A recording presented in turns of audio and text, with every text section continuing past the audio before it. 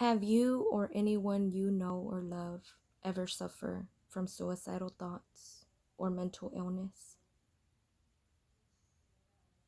About 12 years ago, I met this boy.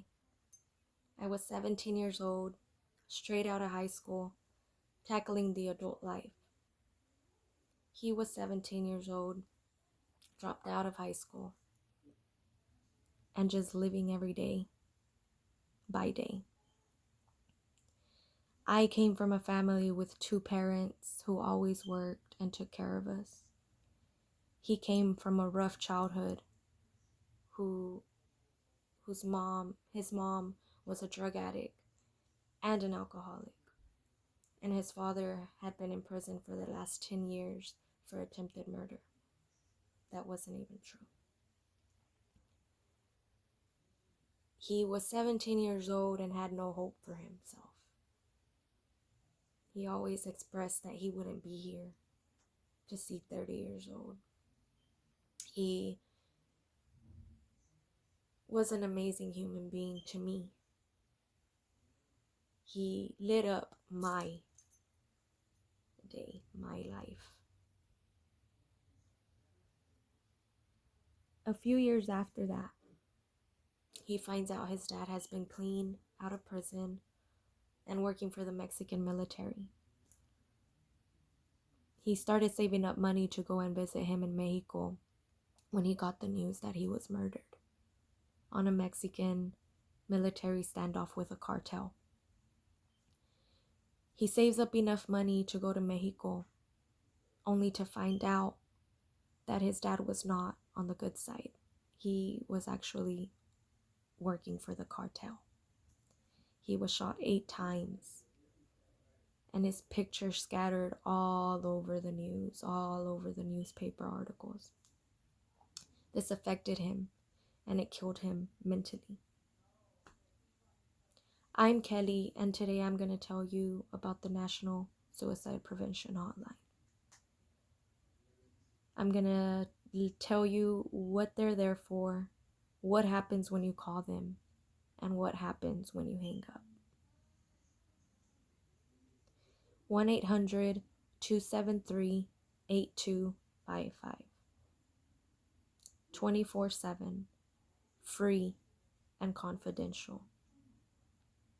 When you call the National Suicide Prevention Hotline, they put you on a brief hold. You'll hear elevator music. Once you're connected to the crisis worker, they're ready to listen to you and understand you.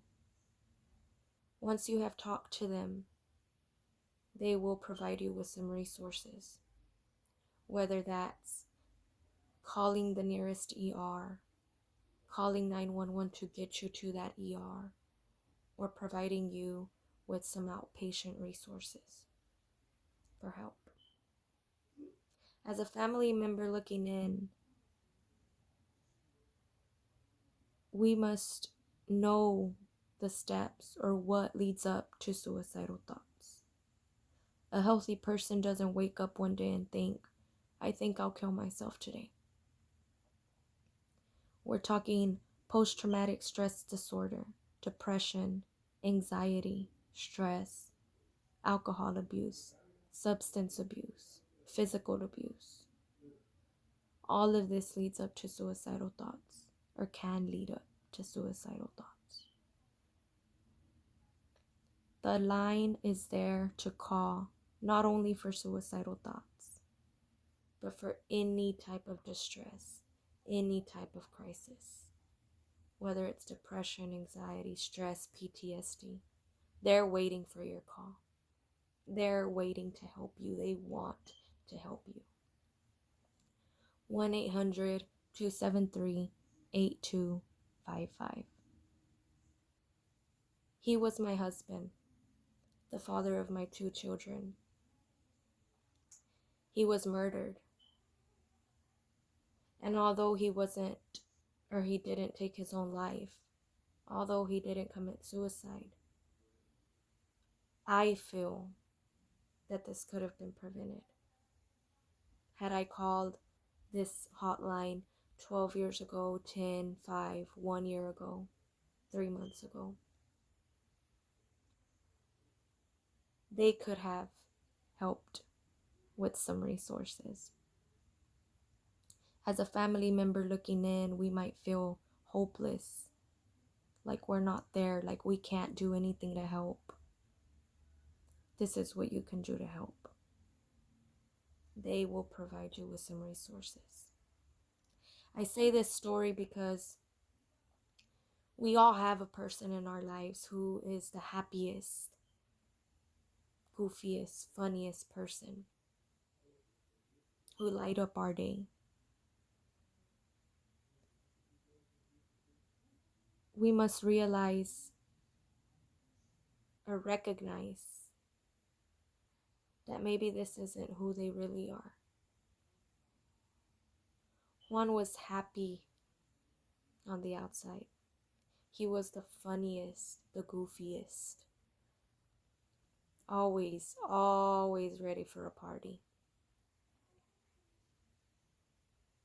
But inside, he was the loneliest.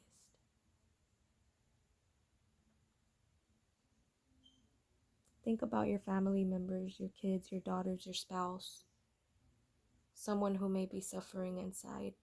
Ask them, are you okay?